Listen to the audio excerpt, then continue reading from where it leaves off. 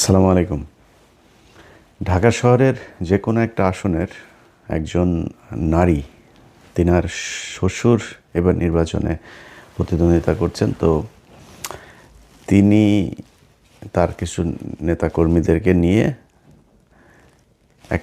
তাদের এক অফিসের ভেতরে, অফিসে না, তার এক বাসায় তারা এক মিটিং করছে। তো সেই মিটিংয়ের ভেতরে এটা কিছু ভিডিও ফুটেজও আমার কাছে এসছে। তো ভিডিও ফুটেজটা সব শেষ তিনি দিতে না করেছেন, কারণ হলো ওইখানে খুব স্বল্প সংখ্যক মানুষ ছিল, আর রুমে সিসি ক্যামেরা ছিল, তারা খুঁজে বের করে ফেলতে পারে যে কোন ভিডিওটা আমার কাছে এসছে। তো ভিডিওটা আর দিচ্ছি না।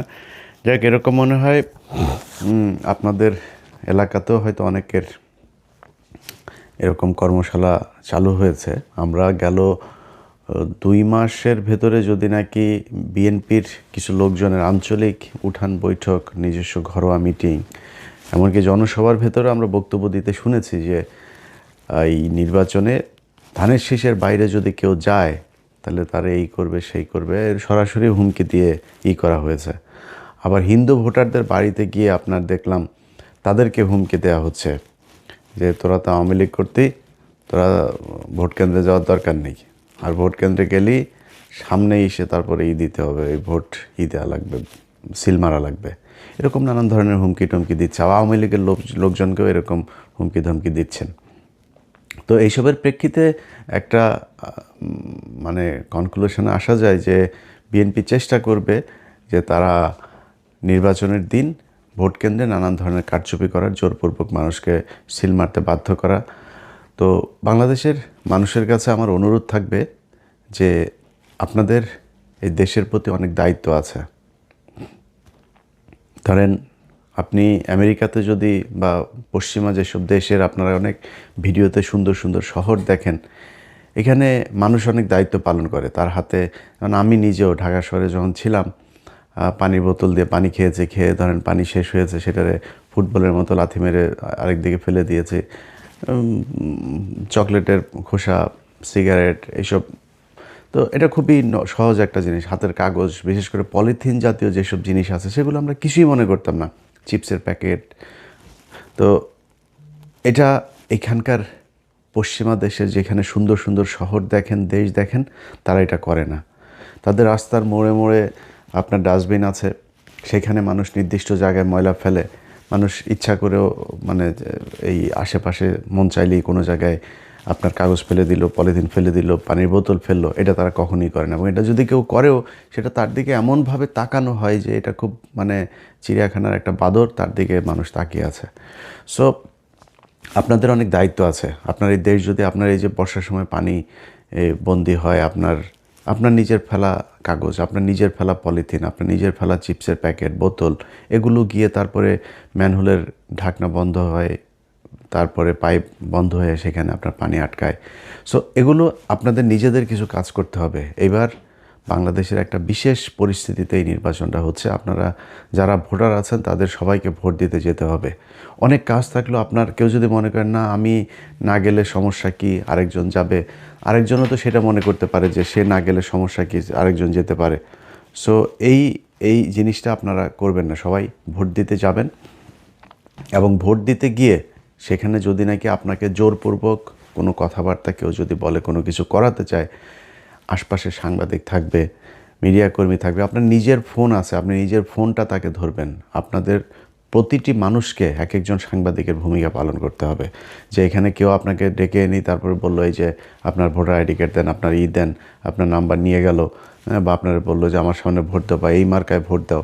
কোনো দলকে, আমি কোনো বিশেষ দলের পক্ষে বলছি না, কোনো দলকে, কোনো দলের প্রার্থী, সেটা জামাতের কোনো প্রার্থীও যদি হয় তাকে ধরবেন, তাকে ধরে সেগুলোই করবেন।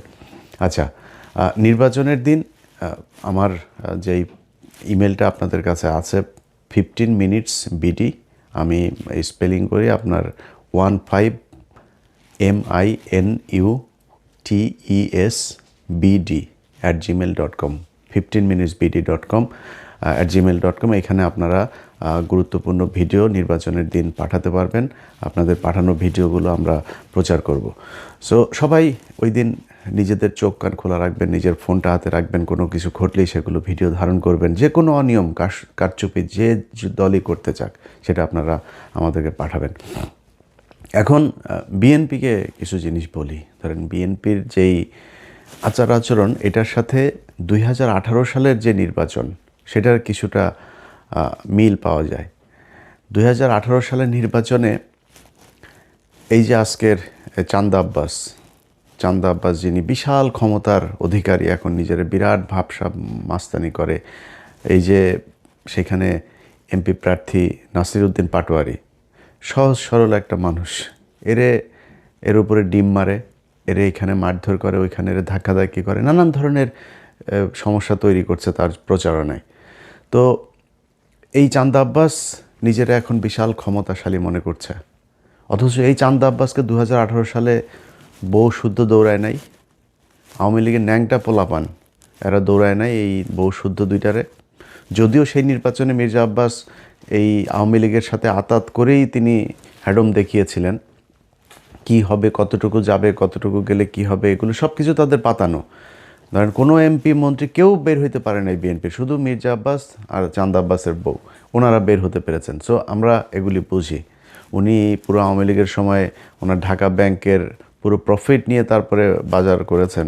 তো তিনি যেই নির্বাচনে গিয়েছেন আর আওয়ামী লীগ তাকে এমনিতেই তিনি এইভাবে সাহস দেখিয়ে তারপর গিয়েছেন, এটা না। এরপরে কত কান্নাকাটি মিডিয়াতে, এগুলো আপনারা মির্জা আব্বাসের দেখেছেন। আজকে তাদের বিশাল ক্ষমতা। তো এই যে ক্ষমতাগুলো দেখাচ্ছে, 2018 সালে আওয়ামী লীগ ঠিক একই ধরনের ক্ষমতা দেখিয়েছে, কিন্তু সেই আওয়ামী লীগ যে ক্ষমতাটা দেখিয়েছিল সেটার সাথে এইবারের পরিস্থিতির বিস্তর ফারাক। আপনি আওয়ামী লীগ যা করেছিল সেটা বিএনপির পক্ষে বা জামাতের পক্ষে করা সম্ভব না। কেন সম্ভব না সেটা বলি। ধরেন 2018 সালে বিএনপির যে প্রার্থীরা ছিল তাদের নির্বাচনে নিয়ে আসা হয়েছিল মূলত পার্টিসিপেটরি একটা ইলেকশন হবে, ইনক্লুসিভ একটা ইলেকশন হচ্ছে, এটা ইন্টারন্যাশনাল মিডিয়াকে দেখানোর জন্য, যারা নির্বাচন অবজারভার যারা আছে তাদেরকে দেখানোর জন্য, তারপরে বিভিন্ন সংস্থাকে দেখানোর জন্য যে এই যে দেখো সবাই নির্বাচনে অংশ নিয়েছে। এবং তাদের সাথে এক রকমের এই যে মির্জা ফখরুল, তারপরে এই যে ডক্টর কামাল, 73-এর চোরাই এমপি, তারপরে হইল গিয়া এই যে গামছা ডাকাত, ওই যে কাদের সিদ্দিকী, তো এই কাদের সিদ্দিকী টিদ্দিকি এগুলো সব মিলে আওয়ামী লীগের সাথে একটা কনস্পিরেসি করে তারপর বিএনপিকে নির্বাচনে নিয়ে গেল। সেই নির্বাচনের ফলাফল কি ঘটেছিল, সেই আলোচনার নামে, সংলাপের নামে শেখ হাসিনা কি নাটক করেছিল আপনাদের সব মনে আছে। তাদের সবার স্বপ্ন ছিল যে নির্বাচনের দিন সব মানুষ নেমে আসবে, এসে তারপরে একটা কিছু করবে। বিএনপির এমপিরা, বিএনপির মনোনয়ন প্রার্থী যারা প্রার্থী ছিল, সেই প্রার্থীরা জামাত ইসলামকে বলেছিল যে তাদের নিবে না, চেতনা। সেই চেতনা দেখাইতে যায় এই যে গামছা কাদের আর হইল গিয়া কামাল চোরা, এদের সাথে মিলে তারপর চেতনা দেখাইতে গিয়া জামাত ইসলামকে বাদ দিয়ে দিল।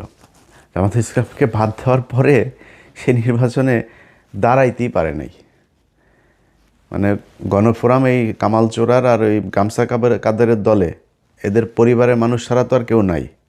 তো সেই দলের লোকজনের নিয়ে আপনি রাস্তায় দাঁড়াবেন কেমনে? একটা মিটিং হইতো একটা জনসভার মঞ্চে, আরে সেখানে ডক্টর কামাল শেখ মুজিবের কথা বলে, শেখ মুজিবের বয়ান, পুরো আওয়ামী লীগের বয়ানই করে, মুক্তিযুদ্ধের বয়ান। তো মুক্তিযুদ্ধের বয়ান বললে জিয়াউর রহমান নাই মুক্তিযুদ্ধে, জিয়াউর রহমানের দলের স্টেজে উঠা তারা আওয়ামী লীগের করে দিয়ে এসেছে। এই হলো বিএনপির সেই সময়ের বুদ্ধি এবং বিএনপির সাহস। এটা করে নির্বাচনে গেল। তো আওয়ামী লীগ যে কারণে তাদের এই দৌড়ানিটা দিতে পেরেছে সেটা হলো বিএনপির লোকজন তখন সবাই এক একজনের নামে 200-400 করে মামলা ঘাড়ে। তো তাদেরকে ওই গেলে এসপিরা বলে দিত যে স্যার এই এসেন না, এলাকায় এসেন না, আসলে কিন্তু গ্রেপ্তার করা হবে, আমার উপর থেকে নির্দেশনা আছে, আসলেই গ্রেপ্তার করা হবে। তো এমপিরা কেউ যাইতো না। অনেক এমপির সাথে কথা হইতো। এই যে আজকের ধরেন এই যে দুলু ভাই নিজেও এইটার ভিকটিম। বহু মানুষ এই যে আজকে ইস্যু করে দেশ ভাসায় ফেলার আমাদের চুয়াডাঙ্গার দুদু ভাই, হ্যাঁ, তারপরে আরও লোকজন আছে, যাই হোক, তো কেউ যাইতে পারে নাই, সবার অবস্থা একই ছিল। এখন ওই সময়ের পুলিশ আপনারে মামলার জন্য খুঁজছে। ওই সময় আওয়ামী লীগ ভয়ঙ্কর রূপে, আপনি জানেন যে 18 আগে কি ছিল, পরেও আওয়ামী লীগে আসবে, মানে ক্ষীণ একটা আশা নিয়ে নির্বাচনে গিয়েছিল, যে কারণে আওয়ামী লীগ যে আবার আসবে, এবং আওয়ামী লীগের লোকজনও থ্রেট করছে যে নির্বাচনের পরে কিন্তু তোরে দেখাবো, কেলাবো ইচ্ছা মতো। তো এই ভয়ে তারা তো আর বের হইতে পারে নাই। এখন এবারের প্রেক্ষাপটটা আপনাদেরকে বলি। এবারের প্রেক্ষাপট হচ্ছে, জামাত ইসলামের কারো নামে মামলা নাই, শেখ হাসিনা ক্ষমতায় নাই, তারপরে আপনার এলাকার যে প্রশাসন, সেই প্রশাসন আপনারা কোনো চাপ দেয় না যে স্যার এলাকায় থাকা যাবে না, এলাকা থেকে বের হয়ে যান, সেই চাপও নাই। সেনাবাহিনীর গুটি কয়েক তারা খুবই কোণঠাসা একটা পক্ষ ডিজিএফআই, তারা চাচ্ছে যে নির্বাচনে একটা কারচুপি করানোর জন্য। কিন্তু একদম মূল সেনাবাহিনীর যারা আছে, বিশেষ করে মধ্যম সারির অফিসার থেকে নিচের সৈনিক যারা আছেন, এদেরকে দিয়ে আকাম কুকাম আর করানো যাবে না। আমার বিশ্বাস এখন পর্যন্ত সোফার, আমি সেনাবাহিনীকে নিয়ে নির্বাচনের পরে হয়তো একটা ভিডিও করব, এখনই কোনো মন্তব্য করছে না, তবে সোফার এখন পর্যন্ত সেনাবাহিনীর আচার আচরণ যা আছে ভালোই মনে হচ্ছে। তো এই সেনাবাহিনী যদি চায়ও, মনে করেন সেনাবাহিনী 2018-24 মতো আওয়ামী লীগকে যেভাবে পাহারা দিয়েছে সেভাবে আপনাদেরকে পাহারা দিয়ে একটা নির্বাচন করাই দিবে, এটা এবার আর সম্ভব না। ওই জায়গায় সেনাবাহিনী যাইতে পারবে না, যাইতে দেওয়া হবে না সেনাবাহিনীকে। সো সেনাবাহিনী এই যেই অবস্থানে আছে, এই অবস্থানে থাকলে, পুলিশ যে অবস্থানে আছে সে অবস্থানে থাকলে মানে থাকতে হবে। এরপরে আপনার এলাকার লোকজন নিয়ে আপনি মারামারি কটুক জামাত ইসলামের সাথে করতে পারেন, বা জামাত ইসলাম চাইলে বিএনপির সাথে মারামারি কটুক করতে পারবে। তো হুমকিটা যেহেতু বিএনপির দিক থেকে এসছে, সেই কারণে আমি জামাতকেই এখানে দ্বিতীয় পক্ষ হিসাবে নিচ্ছি। বিএনপিকে মাথায় রাখতে হবে, 2000 সম্ভবত 21 না 22 সালে বোধহয়, না সরি 23 সালে বোধহয়, ওই যে ঢাকাতে আপনার হলো, একটা জনসভা হইল বিএনপির 10 ডিসেম্বরের যে জনসভা, সেই জনসভাতে বিএনপিরে নিয়া কিভাবে হাসিনা ফুটবলটা খেললো, এই যে হারুন, তারপরে বিপ্লব, এরা এইখানে দিবে না ওইখানে দিবে, শেষে নিয়ে গরুর হাটে দিয়েছে, মনে আছে আপনাদের? ডিসেম্বরের 10 তারিখে নিয়ে আপনার গরুর হাটে নিয়ে এরপরে তাদেরকে সেই মিটিং করাইলো।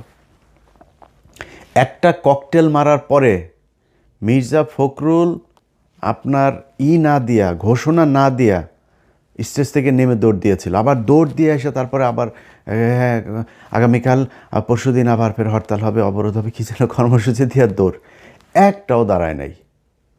না দাঁড়ায় তো লাভ হয় নাই, সবার নামে কিন্তু মামলা ঠিকই হয়েছে। নিজেরা যায়া এই রাজারবাগ পুলিশ লাইন হাসপাতালে গিয়ে ভর্তি হয়েছে পুলিশ, ভর্তি হয়ে সেগুলো নিয়েও মামলা হয়েছে। রাজারবাগ থেকে আপনার এই আওয়ামী লীগের লোকজনের দিয়ে গোয়েন্দা সংস্থা বিচারপতির হামলা করলো, সেটার নিয়েও মামলা। সো এই যে মামলাগুলো খেয়েছেন, মামলা কিন্তু খেতে হয়েছে, কিন্তু কি হয়েছে, দৌড়ে তারপরে পালাইলেন, কিছু না করেই মামলা খেলেন। একটা ককটেল, তাও বহুত দূরে, মঞ্চের থেকে বহুত দূরে এক ককটেল ফুটার পরে সব জামা কাপড় জাঙ্গা টাঙ্গা খুলার দৌড়। এটা কিন্তু বিএনপি। এত ভাব মারার কিছু নাই, একটা বালুর ট্রাক সরাইতে পারেন নাই। খালেদা জিয়া যেদিন জেলে যায় সেই দিন 5 জন মানুষ রাস্তায় নামতে পারেন নাই। আজকে লক্ষ লক্ষ মানুষ নিয়ে এই যে ভাবসাব মারেন না, নির্বাচনে ফেল করেন, ওই কুমিল্লায় হাসনাতের আসনে যান, মঞ্জুর কাছে যা জিজ্ঞেস করেন পৃথিবীটা কেমন, বুঝছেন? তো ওই ক্ষুধার রাজ্যে পৃথিবী যেমন গদ্যময় থাকে না, মঞ্জুর রাজ্যে পৃথিবীটা এমন গদ্যময় অবস্থা, কেউ নাই আশপাশে, অথচ মনোনয়ন পাওয়ার পরে বাড়ি ঘরে সারাদিন রমরমা অবস্থা, হাজার হাজার মানুষ মঞ্জুর ছেলেরে নিয়ে ভর্তি করায় দিয়ে আসছে রিহাবে, পাগল হয়ে গিয়েছে। তো তাদের কাছে যা জিজ্ঞেস করেন নেতাকর্মীরা কীরকম, এটা বাংলাদেশের মানুষের স্বভাব চরিত্র। যখন আপনার অবস্থা ভালো থাকবে আপনার পিছিয়ে পিছিয়ে দৌড়াবে ইচ্ছা মতো, অবস্থা ভালো থাকবে না তখন আর পিছনে কারোর পাবে না। ঠিক একই অবস্থা আপনাদের সামনেও হইতে পারে কিন্তু, হ্যাঁ। সো পিছনের দিকে একটু খেয়াল রেখে তারপরে সামনের পদক্ষেপ নিয়েন, তাইলে খুব সুবিধা হবে। আগে বালুর ট্রাক সরাইতে পারেন নাই, নির্বাচনের দিনে 2018 সালে মাঠে আসতে পারেন নাই আওয়ামী লীগের প্যাদানির ভয়ে, সেই ব্যক্তিরা এখন এত ভাব মাইরা কথাবার্তা বলবেন আর জামাতে ইসলাম বসে বসে লেমন চুস খাবে, এটা মনে করার কোনো কারণ নাই। আওয়ামী লীগে এই জামাতে ইসলামকে আপনার করতে হলে যেই পরিমাণের শক্তি আপনার প্রয়োজন ওই পরিমাণের শক্তি আপনার নাই। আপনাদের এইটার পরে জামাতের এক ক্যান্ডিডেটের সাথে কথা হচ্ছিল, দীর্ঘদিন জেল খেটেছেন সেই ক্যান্ডিডেট, তারপরেও তাদেরকে নোয়ানো যায়নি। তো আমি তারা বলার পরে ভাই আমার বলতেছে যে ইলিয়াস ভাই আপনি টেনশন করেন না, পাছার চামড়া লাল করে দেওয়া হবে এবার যদি ভোট কেন্দ্রে কেউ আকাম কুকাম করতে আসে। বহুত পরিকল্পনা নিয়ে তারপরে জামাতে ইসলাম মাঠে আছে, তার সাথে সাধারণ মানুষ, সাংবাদিক, প্রশাসন সবাই আছে। এইখানে যায়া আকাম কুকাম করে তারপরে ভোট জোর করে নিয়ে চলে আসবেন এটা মনে করার কোনো কারণ নেই। এই চিন্তা থেকে বের হইয়া কি করা যায় সেই চিন্তা করেন, কেমনে জিতা যায়, অন্য কোনো রাস্তাঘাট যদি থাকে ওই দিক থেকে চিন্তা করে আসেন। এই এমনে জোর করে তারপরে করবেন এটা মনে করার কোনো কারণ নেই। আর সব শেষ প্রশাসনের ভাইদেরকে বলি, প্রশাসনের কিছু কিছু লোকজন এই আজকে দেখলাম যে সালাউদ্দিনের স্টেজে এক জজ সাহেব আপনার দাঁড়ায় আছে। আপনার তো এনে কাজ নেই ভাই, আকাম কুকাম জাউরামি আওয়ামী লীগের আমলে বহুত করছেন, আর জাউরামি করতে যায়েন না। এর বাইরে কিছু পুলিশের এসপি, কিছু ডিসি আছেন, যারা যারা মনে করছেন বিশেষ কোনো দল ক্ষমতায় চলে আসছে। আমরা কিন্তু এখনও ওইভাবে মাঠে নামি নেই। আমরা মাঠে নামবো 10 তারিখ রাত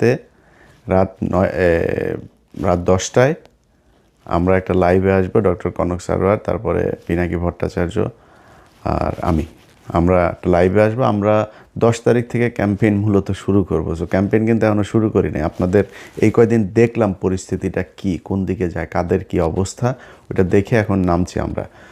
সো এখন যদি নাকি এই 10 তারিখের পর থেকে অলরেডি আপনারা মাঠে যারা আছেন তারা নিজেরাই বুঝেন কোন দিকে মানুষ কারে ভোট দিতে চাইতেছে। আমরা আর বলি না, অনেকে কাউকে 30টা দিয়েছে, কাউকে 280টা দিয়েছে। আমরা ওই ক্যালকুলেশনে এখন যাচ্ছি না, ক্যালকুলেশনে যাব, সময় আছে এখনও, এত তাড়াহুড়া করেন না। প্রশাসনের যারা মনে করছেন যে কেউ একজন ক্ষমতায় চলে আসে এটা মনে করে তারপরে লুঙ্গি